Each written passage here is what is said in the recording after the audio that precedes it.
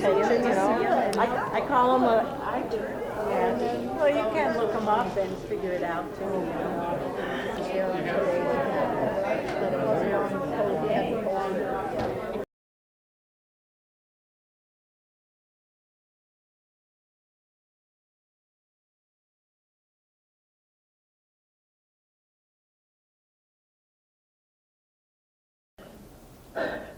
This is how Katie Fallon starts her book, which is, for the non-scientist, this is an excellent book about vultures. It's got tons and tons of information, and it's very readable. So I highly recommend it. There's a copy over there that you can look at.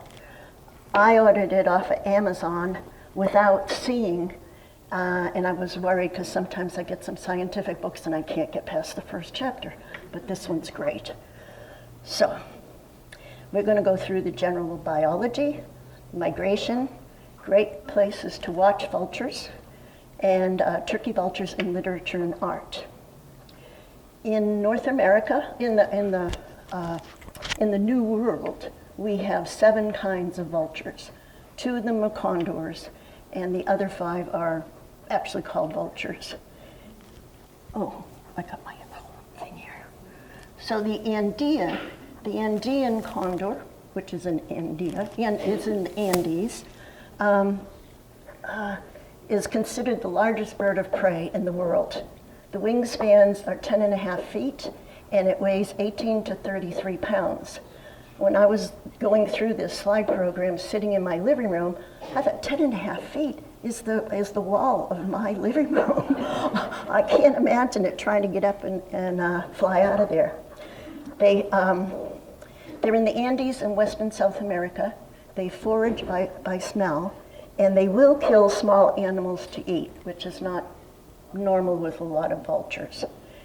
All of these birds are in the Cathartidae family, and if you think of catharsis, cleansing, purification, that's what they're named for. The next one is the California condor. Oh, how did I do that? Ooh, different button. So the California condor, which I'm sure everybody here has heard of, they technically went extinct in 1987. The 22 birds that were still out in the wild were captured for a captive breeding program because they would have been gone.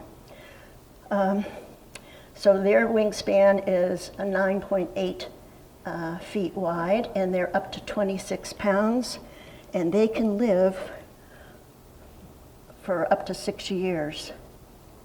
Did I do that again? I'm pressing on something wrong. Too many gadgets. So anyway, they locate food by sight. They need open areas with sufficient space in order to fly, to get into takeoff and landings. And in spite of all the money that we have thrown at the captive breeding program, they've actually had some success. Right now, there's approximately 500 and something birds, condors, and 200 of them are still captive, and the rest are flying free. Lead poisoning is the most common cause of death with the condor. For some reason, they are more sensitive to it than any of the other vultures. And it takes them 6 years to be sexually active, and they can only lay 1 egg every 2 years, so they're not going to reproduce very fast. So then the next one down here, if I can do this right, is the king vulture, and that's in Central and South America, so we don't see it, but it's the largest of the New World vultures except for the condors. It can open large carcasses. This is really important, that if your food is laying there, you need a knife and a fork. You need to be able to get in there. They cannot smell carrion, so they depend upon these two, the lesser yellow-headed vulture and the greater yellow-headed vulture, for locating their food. So the black vulture right here, which I think is the better looking of all the vultures, when you think about it. Anyway, he's overall a sooty black vulture. And next to the turkey vulture, he's the most widespread of the New World vultures. They range from southern Canada to the southernmost tip of South America. And the black vulture is compact with broad wings, flaps its wings more often than turkey vultures, and can and will be dominant at a kill over a turkey vulture. And next to the turkey vulture, they're the most widespread of the New World vultures, ranging from southern Canada to southernmost tip of South America. And it will kill live animals. The condors and the vultures date back to the Pleistocene. In the La Brea sand pits, tar pits, all sorts of skeletons were found. Territorn, like I said, they lived the same time as the turkey vulture. That's an old bird and the California condor, but they were so big. They were 11 to 12 feet wingspan and 30 pounds, and they were living off all the megafauna at the time. And when that went extinct, they didn't have that flexibility that the turkey vulture and the condor had to go to marine mammals, which didn't go extinct. Those were nice, big feasts. So we lost them. So here's our beloved turkey vulture, Cathartus aura. And of course, cathartus is to purify, and the aura is golden or breezy. So they are obligate avian scavengers, which means they can't go out there and kill their food and eat it. They have to have carrion. They're soaring experts too. They have to soar high enough to see other vultures heading for food, and also to see the carrion. So soaring is very, very important. Their average life expectancy is 10 to 16 years in the wild. They play a key role in the nutrient flow.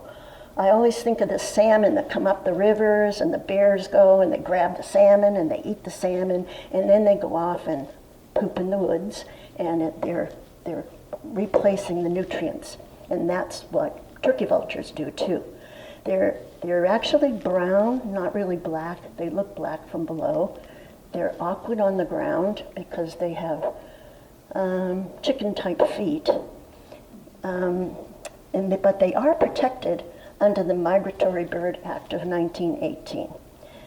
The record for the oldest condor in California was 24 years, and it was a banded condor, which they're not allowed to do anymore.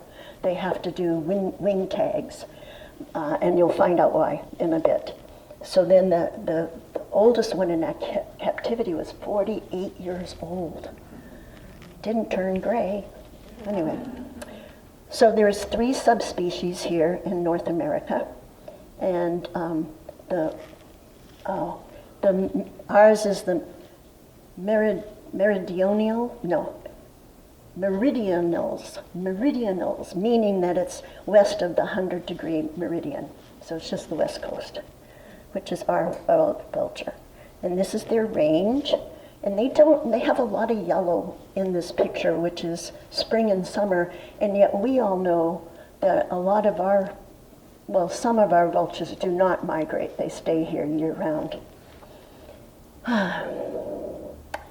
Let's see. They are the most widely distributed and abundant scavenging vulture found from southern Canada to the tip of Argentina, and nearly everywhere in between.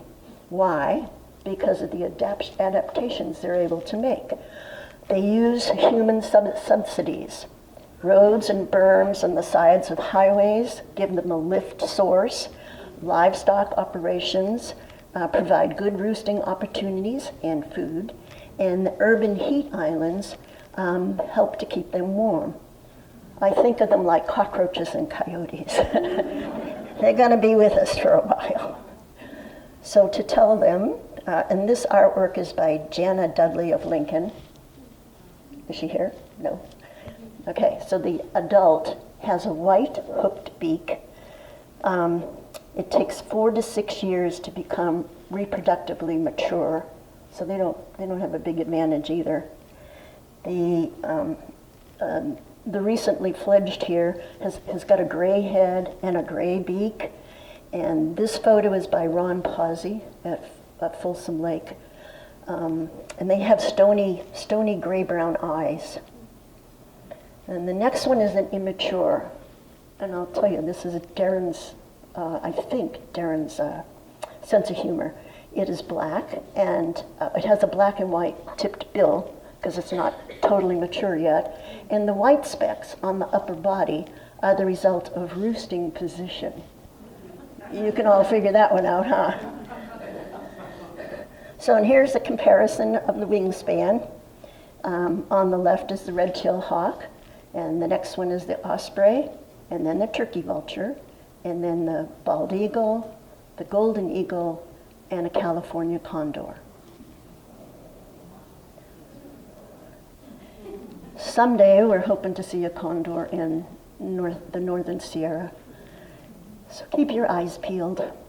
So the turkey vulture's got a wingspan of 67 inches, and it weighs 4 pounds compared to the wingspan of the condor, which is 109 inches and 23 pounds.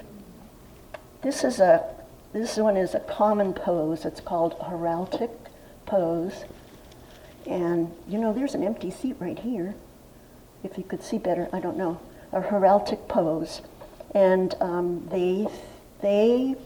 we're always just guessing what these things are about. They think it's for warming, for drying, for sunning, for baking off bacteria. But since they do it in the morning a lot, I think it's a yoga pose. Get yourself going again. At night, turkey vultures go into a state of torpor, just like hummingbirds. They slow down their home metabolism to save energy. So they're cold in the morning. Yeah. Say that again. I don't know about that. We talk about snakes. They turn down their whole metabolism and their body temperature at night. It's just a way of saving energy. Did I lose this again? So the next one is an adult and a juvenile, teaching the youngster how to thermoregulate, and by way of the heraldic pose. So here's the 5 key innovations that vultures have developed in order to be so good at what they do so well. They have hyper-efficient, low-cost soaring. They rely on thermals and updrafts to glide effortlessly. They're one of the very few birds that can smell. I read that there's 3 of our North American vultures can smell. Some petrels can smell, and kiwis can smell, but none of the others can smell. In their stomach, their pH level is 1.5, and I think there's some chemists here, hydrochloric acid is 1.0, so it's very close. That allows them to safely feed on animal carcasses and remove the harmful bacteria and viruses from the environment. Usually when they're approached, they will regurgitate, which deters predators. Yeah, you bet. I can't imagine, when we regurgitate, it doesn't smell good, and we ate something that tasted pretty good. They're eating carrion, so anyway, but it also, it decreases their weight, so they can take off and get out of the way faster. They also use their regurgitation to feed their chicks. I call it turkey Gerber, or maybe it's Gerber turkey. Yeah. So they do, the urohydrosis is defecating on their legs. It cools the legs, so they used to think it was just for heat, but they also do it in the winter. So now they say it's probably an antiseptic too. And it leaves a white coating. And that's why we can no longer band turkey vultures, we have to do the wing tags because it clogs up underneath the band and they get into all sorts of trouble. And they figured that out decades ago. Amazing. So the bird holds its wings in a shallow V shape. It's called a dihedral. And that's the fastest way we can tell it's a turkey vulture up there. They often tip side to side. And Keith Billstein, whose book I also read for this talk, Vultures of the World, on page 108, has got a fabulous explanation of how they can stay up and soar with so little energy. They can soar for over 6 hours without a single flap. And the way, I'll give you the easy version, so they're like this, and they hit a little updraft or a puff of wind, and it tilts them, and it makes this wing parallel to the ground, and that makes it more aerodynamic. And so then that comes up, and this one goes down. So if you're into aerodynamics, which I'm not, that's the explanation. So there are 2 great locations here in Auburn to observe the flight behavior, Vulture Vista and Vulture Point, and he's got some information on that. So soaring has the same metabolic cost as perching. It's the equivalent of perching in the sky. I like that. They have slotted or marginated wings, which reduce drag, so they're not getting blown the other way. And their feathers, this is what a marginated feathers look like. And every one of their feathers acts as a separate airfoil. So we're back to aerodynamics, if you understand aerodynamics. I've always thought airplanes were just a miracle.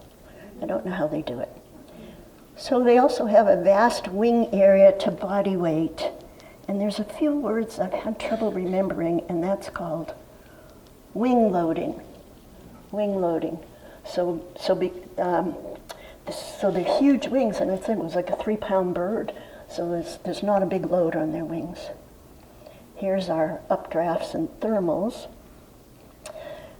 Turkey vulture's flight consists of high and low altitude soaring and gliding flight. And when they're down close to the ground, they do a lot more tilting because they're running into a lot more things that are giving them thermals and updrafts.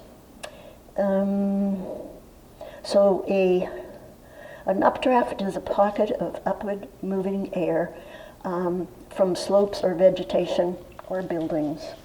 A thermal is a pocket of warm, rising air that forms from different surfaces in the landscape, receiving and absorbing different amounts of light.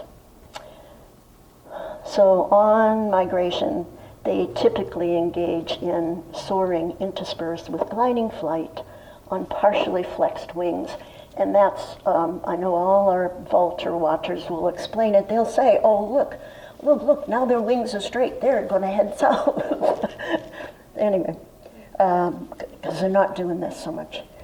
Anyway, Deren says this is the reason for their preference for the lower slope of the Sierra Nevada for migration. Well, maybe Ann Thomas knows the source of the upsidasium, a recently discovered anti-gravity mineral has been found in the bones of deceased Old World vultures and is subsequently found in New World vultures. And the mineral, known as upsidasium, has been reported to have a negative weight of minus 0.25 pounds and accumulates in the skeletal system and thereby contributes to the ease and buoyancy by which vultures can soar for extended periods of time. When you think about it, 6 hours without a wing flap. Anne, do you know anything about the history of this little upsidasium? Well, I think it's obviously evident just to watching them. They must have something like that. Okay. So this is a boiler of buzzards. Some people call it a vortex or a kettle. Yeah, if you get a lot of if you get a lot of turkey vultures at a carcass, it's called a wake. I like that. If just a generic group of vultures, it's a flock. But if they're roosting, it's a committee. And then this one here, there? That's the boiler. Oh, I forget it takes more. This is a cauldron of cathartes. Cathartes? Is the speaker on, Richard?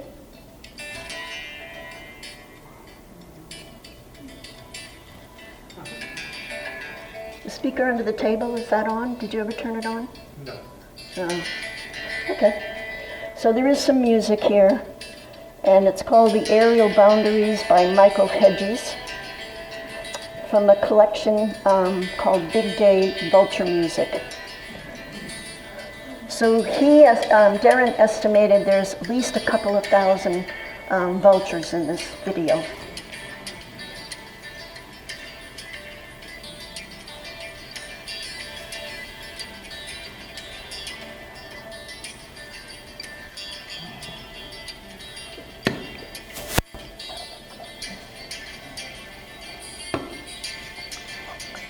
Well, I'm sorry you can't hear the sound, the music. I heard a little bit. So the next of their adaptations is a sense of smell.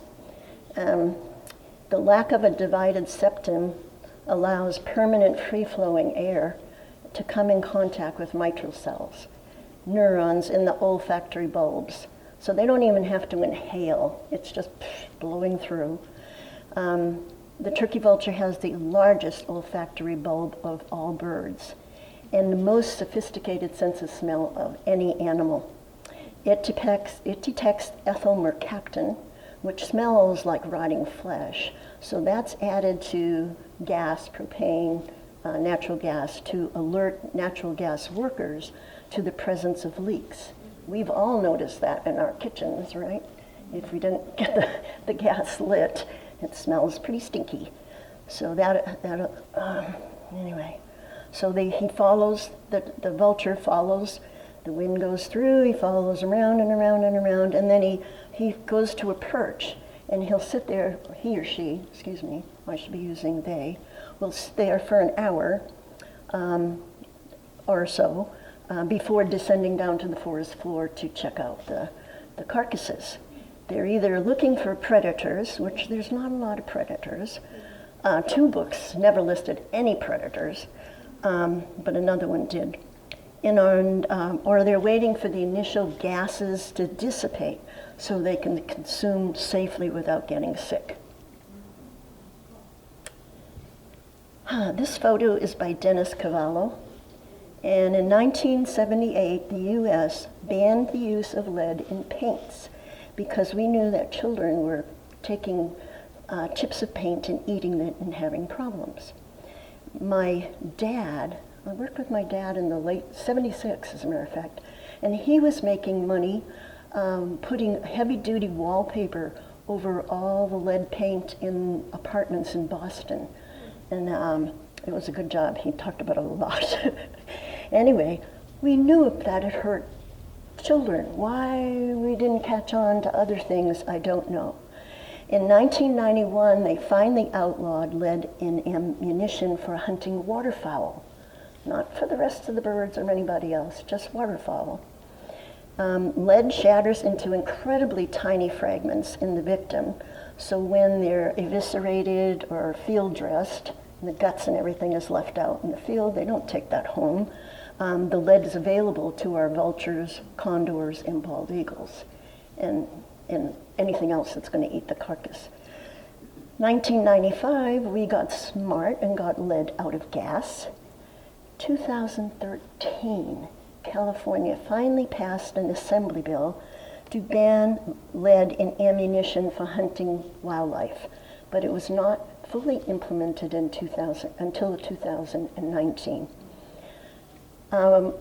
My husband and I tried to find out I know a lot of the bird protection groups are giving away non-lead ammunition to hunters because the complaint is that it's made out of copper and it's expensive. We all know copper costs a lot of money. So anyway, what else was I going to say? So I just think it's incredibly slow to protect. I mean, the bald eagles are national symbol. So anyway, turkey vultures, here this guy's having a meal, they are meek. They ate black vultures, ravens, bald eagles, and golden eagles will predominate over a carcass without a fight from our turkey vulture. So I think of it as the turkey vulture stays calm and carry on.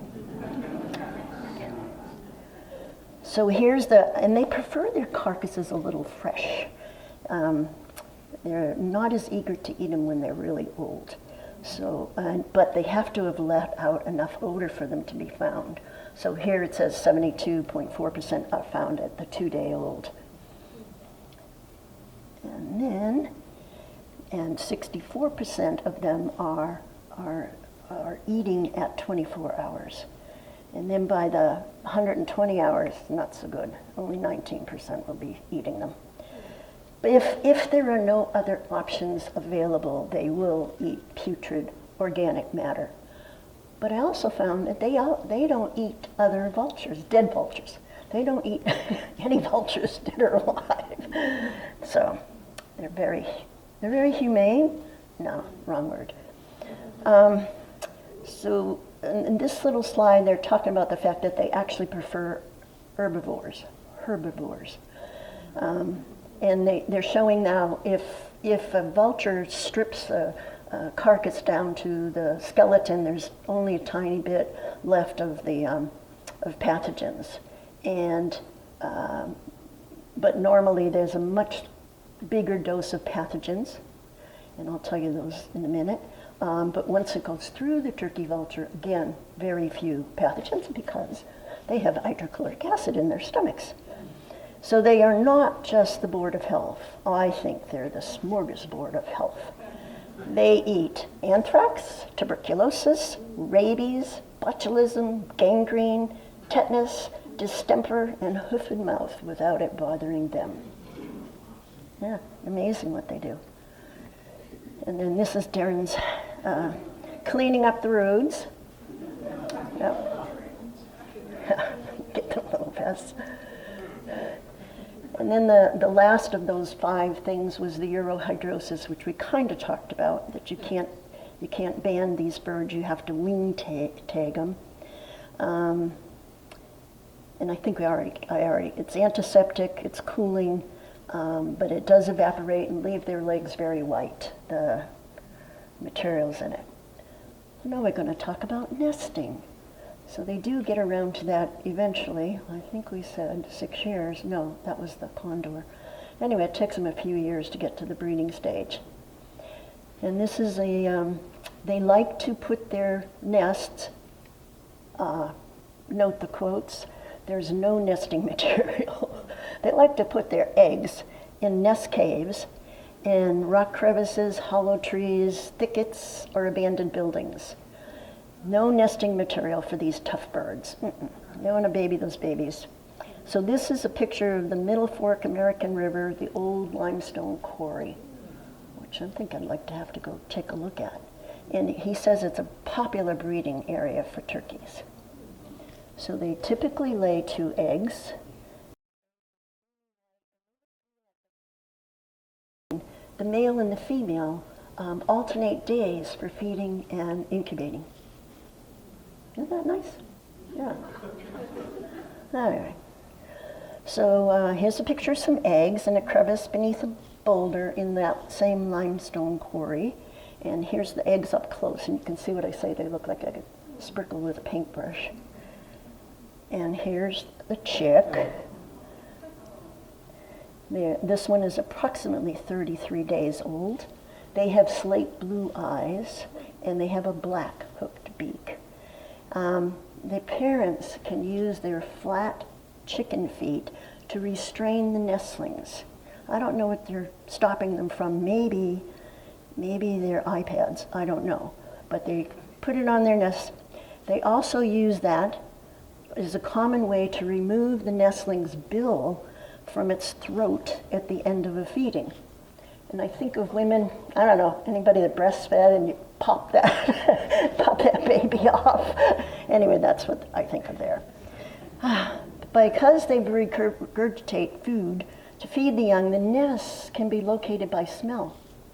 So that, I guess, like I said, there's not too many predators. I assume something would go after the eggs, and that smell could be a real giveaway as to where there are eggs.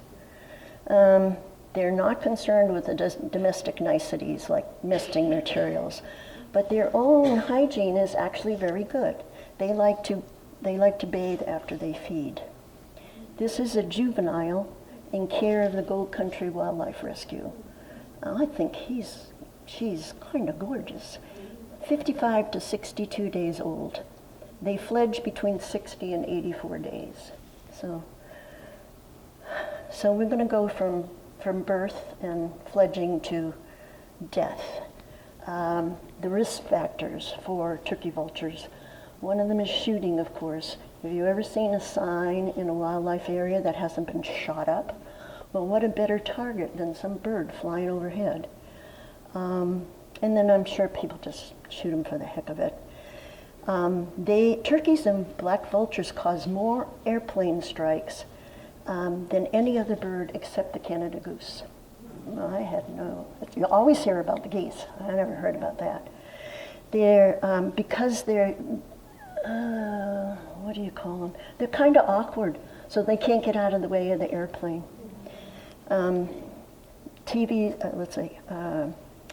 The same with automobiles. They'll be out there eating on the road and they will get hit by a car. Turbines, which is our wonderful alternative to fossil fuels, the TVs use the same ridge lines as turbines use.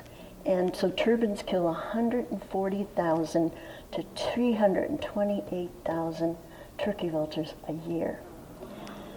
Altamont Pass, which I'm sure most of us are familiar with, has 5,000 turbines, and they kill 1,000 turkey vultures a year, more than any other wind farm in the world. Oh, Altamont Pass? Are you asleep? It's on 580. I was pointing to my husband because we go by there all the time. Anyway, so yeah. Another thing is the poisons, which of course the lead bullets, rodenticides. For a long time we heard about the rodenticides being used for the illegal pot grows, and I don't know how that's going. In India, there's a veterinary medicine called, I might not be saying this right, diclofenac, which is an anti-inflammatory. And in India, because the cow is sacred, they don't eat the meat. If the cow dies, they take off the skin for the leather and they put out the rest of the body for the vultures to clean up, which normally would be fine, except if the cow is sick at all, which may be why they died.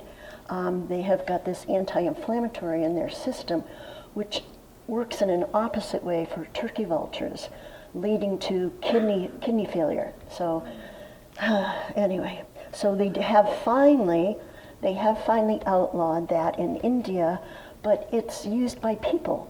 And you know how people are. Well, if an aspirin's good for me, I'll give it to my dog. Well, diclofenac is also known as Vultaren. And you've probably seen ads on TV at night about Vultaren. It helps you to dance. Anyway, lead bullets, you name it. To me, it's amazing that a turkey vulture is a bird of least concern, because there are so many things that can get it. And there's bald eagles, golden eagles, great horned owls, red-tailed hawks, raccoons, possums, and foxes. And like I say, I wonder if that isn't mostly for the eggs, but I didn't get any other details on that. Like I said, two of these books never mentioned anything predating on turkey vultures. And then there's also electrocution, which of course gets a lot of our big birds. And most of our hazards to turkey vultures are man-made. So then, turkey vulture migration. This picture is courtesy of Willie Hall. And turkey vultures begin to migrate in late August. Their long distance trek from the North America to South America, largely free of feeding, they'll stop and rest, but they don't eat, ranks among the most extraordinary of all raptor migrations. The Auburn area fall turkey vulture migration watch this year started on September 25th, and it ends next Wednesday, October the 16th. They do it from 9 to noon, I can't even read anymore, at Headquarters Hill next to Auburn's Overlook Park. And Deren is usually there, and if not, there's all these other wranglers that will answer your questions. Deren has a Facebook page, and that's a long title, Auburn Area Fall Turkey Migration Watch. And he posts the number of birds that went over that day. He posts poetry about the birds, music about the birds, cartoons about the birds. The man is obsessed. So anyway, so you should tune into that because it's really interesting. And he posts all through the year. It's not just for the watch. So anything vulture related, he is talking about it. This is Deren, if you haven't met him. And he's been heading the Vulture Watch in Auburn for 24 years, officially for 7 years. He says he was a water treatment operator, so he was outside a lot, and that's when he started seeing the vultures going over. So he's a bird watcher and a naturalist with the peculiarity of studying the rare or unusual, and he is quite the naturalist. So the picture on the right is Deren showing the secret handshake. Do you guys do that? Hand signal? Oh, they do? It's a signal to new members to use when you want to acknowledge fellow vulture wranglers. I was talking to my husband. I thought it should be like this. Anyway. So, yes, he's squashing it like a vulture's, got that knob kind of nose, yep. So this is their migratory paths. There are over 3 million birds move from North to South America. They say where they bunch up in Veracruz, there's during the peak of the season, there'll be 100,000 birds a day going over that bottleneck.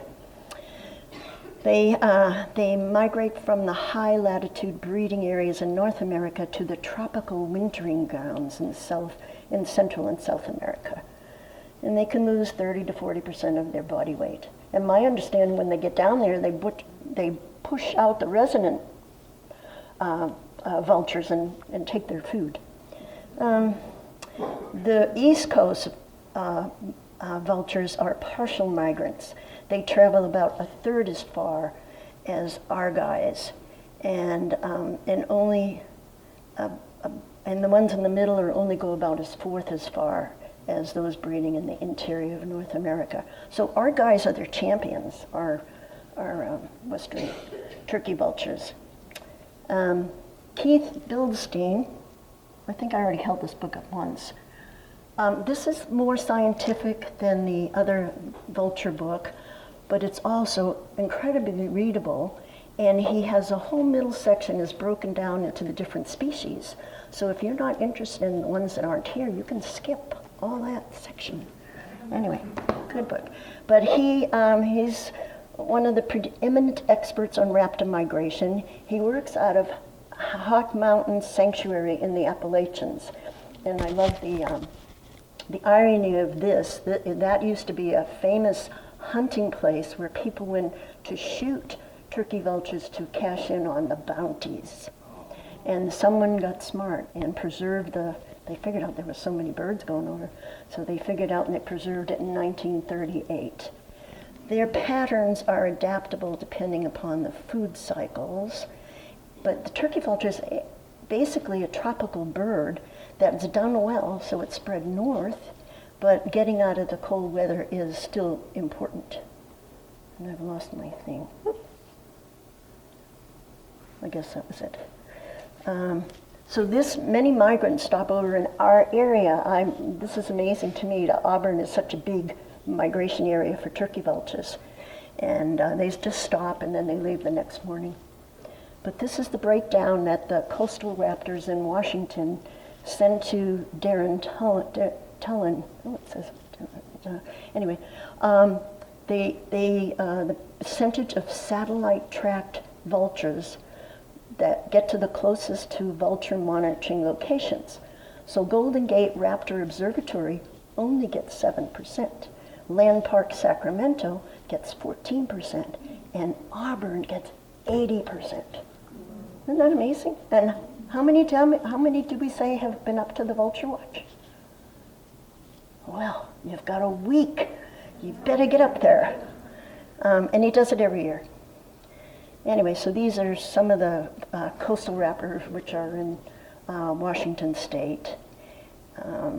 And one of the birds that went by through the Land Park area, they got a picture of that. And I don't know how many are real serious birders here, but Deren wants to call this bird, because it says EP on it. It must be Ed Pandolfino. So then this is a broad front formation. You know, they don't formate the same way like geese or you and the cranes do, and they're different. And then Deren, he's become my hero after doing all this stuff. He calls a large kettle over the American River Canyon. He calls a big day 500 to 1499 birds, turkey vultures. They also count other things that go by. Super big day is 1500 to 2499. A super duper big day is 2500 to 3499, and beyond big day is 3500. He's so scientific, isn't he? So this is the relative abundance for location, time of day, and time of year. So he has kept track, as I said, since 2015. He calls that his official start of watching the migration. And you can see, it'd be interesting to see in the next 20 years how it goes. I wonder, with global warming, if they're going to be staying more and more staying and less heading down to South America. I don't know. The count as of Wednesday was, I looked it up before I came here, 11,212 so far for this year. But there's still almost a week to go, so it might get up to one of their higher numbers. And there are several ways when you're out there at Vulture Point or the Vulture Lookout to tell the area, the resident vultures from the migrating vultures. Residents are indecisive and are often seen soaring back and forth over the foothills and the canyons. Of course, they're looking for food, where the migrants aren't bothering to look for food. Migrant vultures are decisive and direct. They're all flying due south once they get up and get going. Residents hold their wings in an inverted Y position for soaring and searching for food. The migrants lock their wings, he says, in a W position. Do you understand that, Anne? What? Yeah, I would have said, what would I have said? They go straight out, right? When they flex their wings and decide to head south for gliding and distance travel. Residents spend quality time in the Auburn State Recreational Area, and migrants stay in the Auburn State Recreational Area overnight. They treat it like a motel and depart in the morning. But they've also noticed, along with the turkey migration, they've noticed Lewis's woodpeckers. I don't know why that stands out to Deren, and I forgot to ask him. He says it was a surprising discovery. The Lewis's woodpecker is one of my favorite birds, and because they spend a lot of time fly catching, they're really easy to see. You know, a lot of birds you just never see, except for turkey vultures, you do see them. But they're easy to get a good look at. They fly like a crow. You know how usually woodpeckers undulate? Nope, straight across like a crow. They peel their acorns before storing them. They don't make holes like an acorn woodpecker. They just use natural crevices. And I think with their gray scarf, their red face, their green glossy back, And I read somewhere that they're the only bird around here with green feathers on them. And the fact that it winters here, November to late March in our area, makes it my nomination for the Christmas bird. Hell with those cardinals, they're all back east. I like this bird. I saw my first Lewis's woodpecker Monday at the Spencerville Wildlife Area, which is a really great place to go see Lewis's woodpecker. So they're here. And this is their range. They're coming over from the east side of the mountains to here. Okay. So then we get to roosting. They like to roost, these birds, turkey vultures. Let's see. The roosts are great for shelter, classroom education, information centers, networking, and so to speak. So today was the first day I found out what they might be talking about, because the crop on a turkey vulture expands so much with the good meal that when they fly into the roost, the turkey vulture, the next to them goes, he knows where there's some food. So they'll follow him out in the morning. So they let's see, migrants roost and our residents roost. The roost size runs from 10 to 100, and they generally arrive 1 to 3 hours before sunset, depending on weather. And they like to sun and preen and stretch before they finally move to the place that they're going to spend the night, about 45 minutes before sunset. Oh boy, why am I losing this?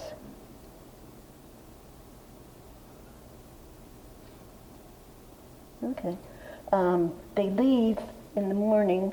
The roost has to have, they like the bare branches because they need the wind and the lift to get into flight. And they leave to about 3 or 4 hours after sunrise in the morning. And we always joke that they've had enough coffee, now they're headed out somewhere. These photos are by Fuji Woodall and Patrick Witz. Vultures prefer dead trees, not because they're morbid or because it's Halloween time, but because they can take off better. And The Private Life of Public Birds was written by a fellow who owns one of the Wild Birds Unlimited stores in Sacramento.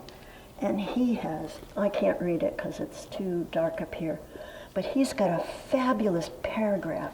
Each chapter is a different bird, and they're all birds you know, California towhee and robin and stuff like that. But he's got one on the turkey vulture, and it's just a fabulous description of them taking off and getting into the sky. So I recommend that. Jack Gedney, really good book. Not scientific at all. So then the good places to watch: the Auburn Watch Site, which we've been talking about, the Vulture Vista, Shopping Center in Cool. I don't know anything about that. And it says Cal Fire or Spring Hill Suites Hotel. So this is Buzzard Bill.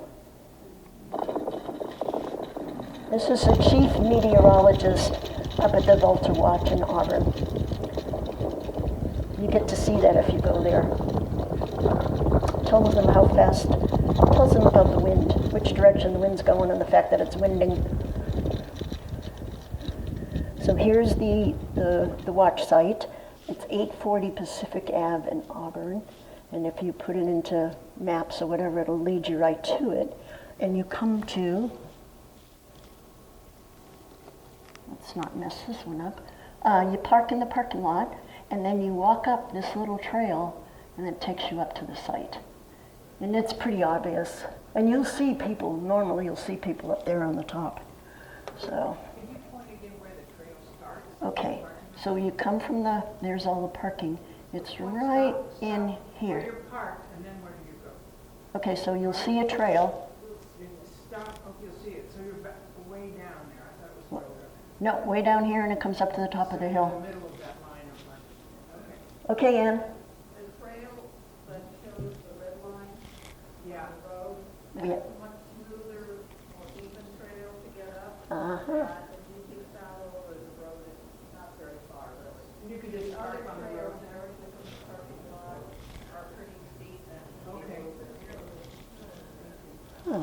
Thanks, Ann.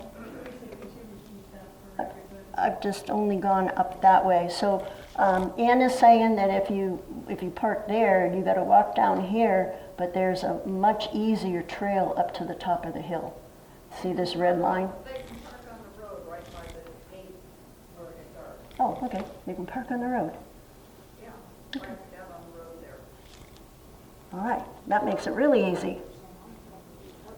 Or the parking lot is just a steeper trail. Yeah, steeper trail. That's the only one I've been on.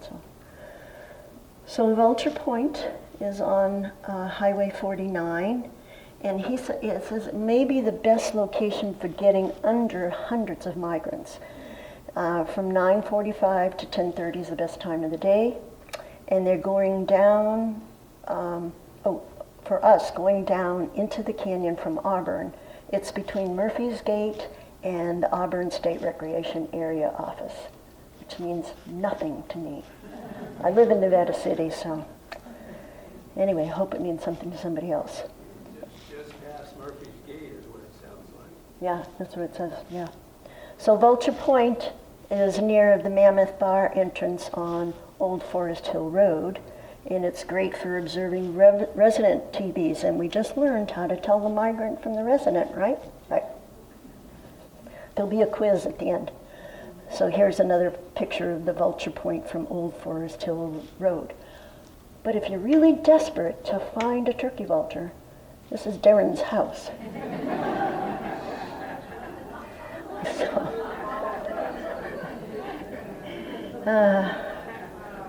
Did I apologize for Deren not being here? He's so wonderful. So is all the history of all the myths and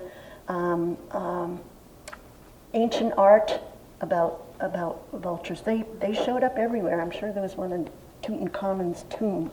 And then these gals, yay, they wrote some of the earliest field guides. One did the United States, the one on the left, Florence, did the United States, and the gal on the right,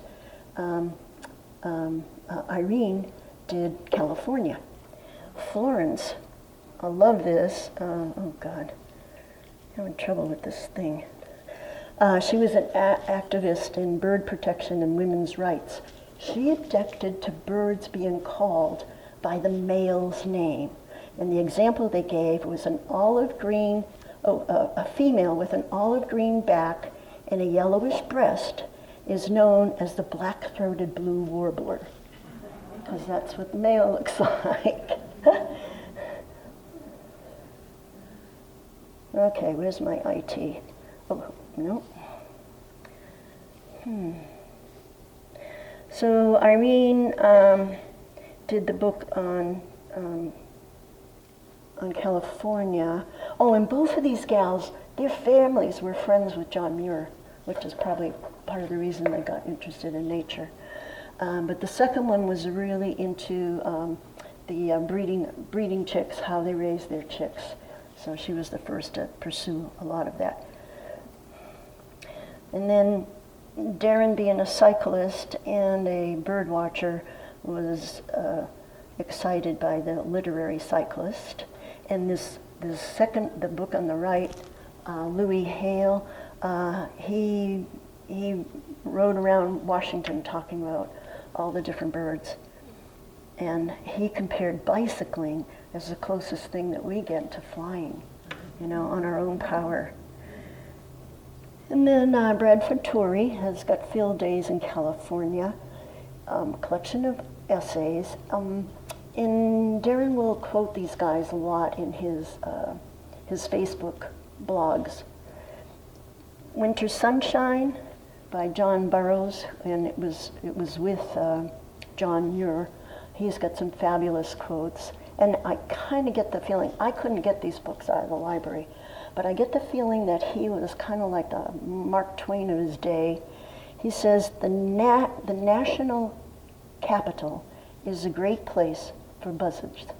And I make the remark in no double or allegorical sense either, for the buzzards I mean are black and harmless as doves, although perhaps hardly dove-like in their tastes. But so then, supposedly, there's three poets that Deren noticed. One of them was Pablo Neruda. So I promptly went to the library and I looked for Pablo Neruda's poem about vultures. The only book I found at the library had 225 of his odes. One of them is an ode to ironing, and another one is an ode to criticism. But I didn't find an ode to vultures, so I can't tell you about him as a poet. Mary Oliver is a very well-known poet, and I have a copy of her poem about vultures over there on the table, if you'd like to take it. And then Robinson Jeffers, sad to say, this had a video, and I think it flew off with the Territorn back there, but because I don't have the video. But I have a copy of his poem too, and his is addressing the fact that he would like to be eaten by vultures after he's dead. But not before he's dead. He's very, very... Sky burials, we've probably all heard of sky burials. They started at least in the 8th century, and maybe even 300 years earlier. They're held in Tibet, Nepal, Mongolia, Bhutan, and India as part of Buddhism. They're preferred by Tibetan Buddhists as the ground is too hard to dig to bury somebody in that ground.